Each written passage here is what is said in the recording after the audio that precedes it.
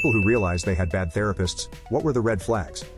1. So I went to child therapy back in the day. But the therapist always had my dad in the room with my sisters and I. Because of that I was never able to tell her about how he was abusing my sisters and I. I remember every time I answered a question I'd be looking at him for an okay on the answer. She literally never caught on.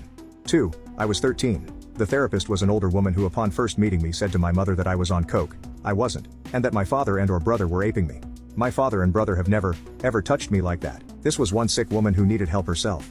3. When he was on the news for banging a client. It was his arrest photo because that's a crime. He was our marriage counselor, and he was married. So was the client. 4. The one I went to after my suicide attempt at 16 had some, not so compassionate opinions. My very first session, one thing I told her was that I was bullied a lot at school. Her response was, well, suicide attempts are usually done in order to manipulate others. So, since you were capable of that, did you ever consider maybe you were the bully? I really never spoke to her again. I had to go weekly because of my attempt, but I just